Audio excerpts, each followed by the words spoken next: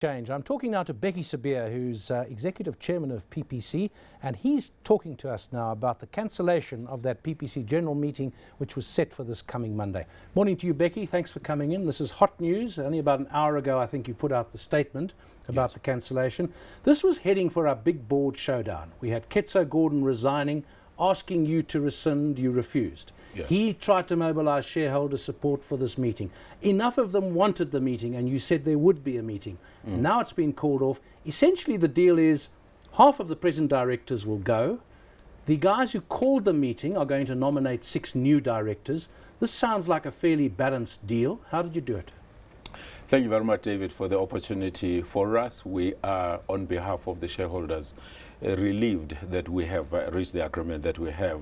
It has components which we need to look at and say 6 of the current executive, or rather non-executive directors, are going to remain in the board, and most of them are those who are heading actually the board committees of one form or another. For us, we wanted to ensure that there is continuity. And then, of course, the petitioning or requisitioning shareholders are nominating people who are already in the notice.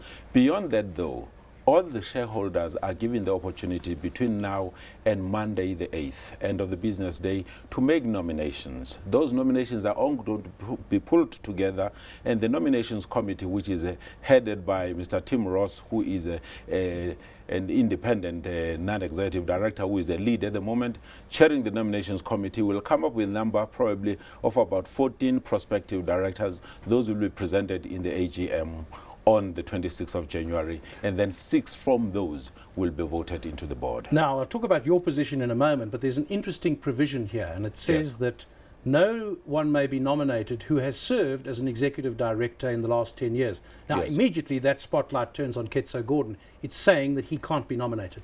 I do agree that it focuses on him, but it says Paul cannot be. But that's also Paul Staver, his predecessor? Yes, but also John Gomesal cannot be appointed. For us, we just say in our engagement with the requisitioning shareholders, we felt it is an appropriate thing to do. Now, okay, so can you make a rule like that? I mean, can you make up a rule that says certain people may not be nominated? Well, it is the agreement on the interface among the stakeholders which were involved, and so we were free to come up with that agreement. And the nominations committee, obviously under the lead independent director, said that's going to be the rule. Yes. Another element is an advocate. It suggests there still may be elements of trust, so you've got a senior advocate from the Johannesburg Bar to keep an eye on things. For us, we felt, again, in the interest of transparency, we need to have people who are independent, because between the requisitioning shareholders and ourselves, we need to accept that at some stage there were heated exchanges, and so with those heated exchanges, we need to get somebody who is independent, who is objective, who is professional, who is going to guide the process along. Right, it looks like Ketso Gordon will be out in the cold. Your position was this part of the deal. You've said you'll stay as chairman while this transition process goes. The appointment of the new board will happen at the end of January with the AGM. Then you step down both as chairman and the board. Was that part of the deal?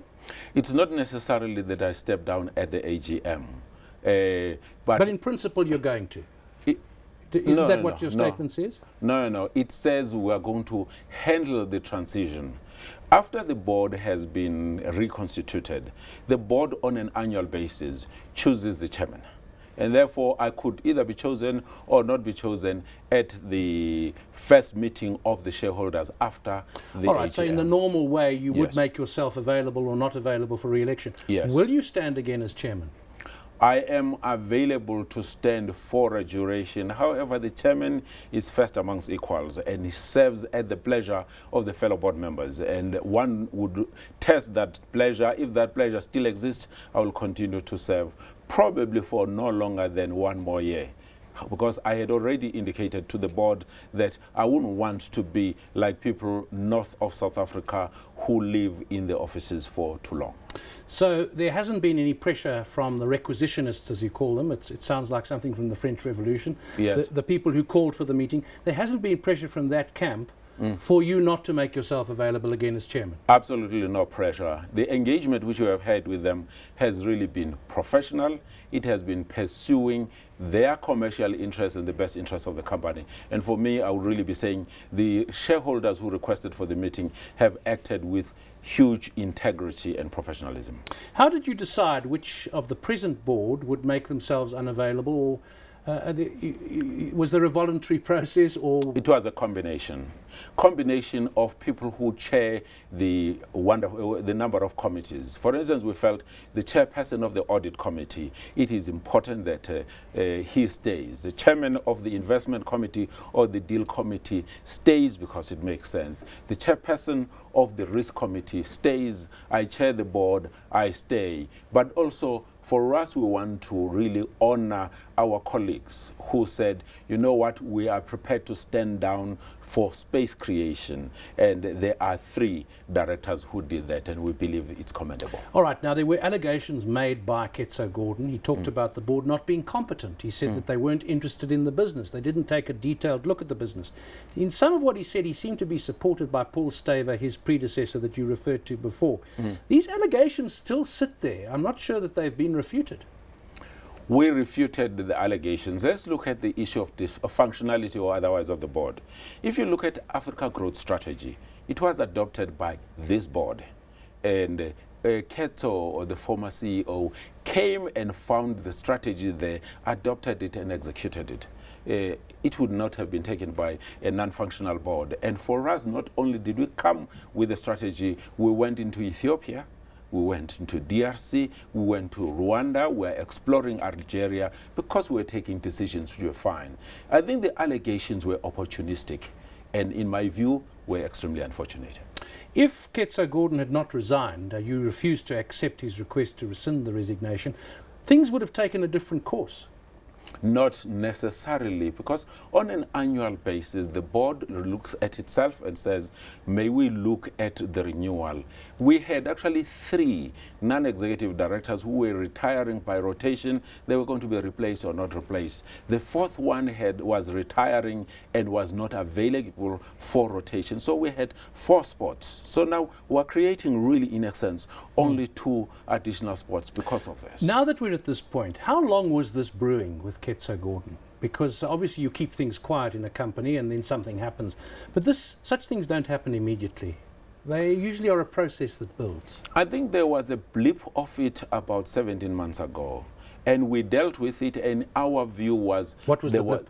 The blip was when he tendered the resignation out of nowhere, wanting to terminate one of the executives, not following, executive directors, not following the proper process of the removal of somebody from the board. And we really dealt with that issue, and we got a sense that it was dealt with because there were few other executives who were dealt with more properly and professionally. And then it presented itself this way. And for us as a board, we really had gone out of our way to seek middle ground because Ketso as a person, he's a great person. He was a great leader, and he just made one decision which was bad. And we tried to help him correct it, but you know what, at some stage it was moving from bad to worse to where it is. Otherwise, of a good person. Looking back at the process, accepting good faith on both sides, let's assume that, would you have done things differently as the chairman? On the basis of what I know and I have gone through, no.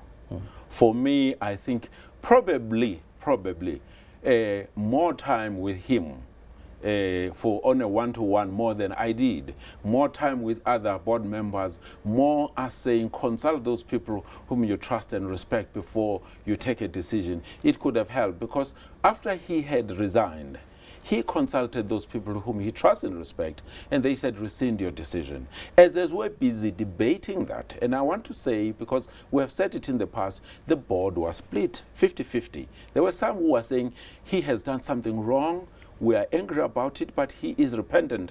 In the best interest of the company, let's bring him back. As we were talking about that, and he threatened legal action against us, and therefore even those who were supporting him said, you know what, let's bring this to a head, because it needed to be brought to a head. Just quickly, the financial director who became an issue, in his view, he wanted to remove her. The board felt that wasn't appropriate. Does her position remain, does the board endorse her position? She remains as an executive director for finance. We get to the AGM, we do the selection. Since we're focusing on non-executive directors, then we're going to deal with the executive directors who are two, the chief executive and the chief financial officer. For us, I think what we believe is elegant to do is to appoint the chief executive officer. And once we have done that, we look at him or her and say, form the team of your choice, and therefore the chief financial officer may be retained, but there is a possibility that this person may say, I want to form my team differently, in which case we would engage in the adult professional director engagement with the chief financial officer. We'll have to end it there. That is Bheki Sibiya. He has another job too, of course. He's the chief executive of the Chamber of Mines, where you've been I think deputized for in the meantime. He is the executive chairman of PPC still, and that meeting now cancelled for December the 8th, and the AGM on the January the 26th is when the new board will be appointed, following on the deal that has been made between the various shareholders.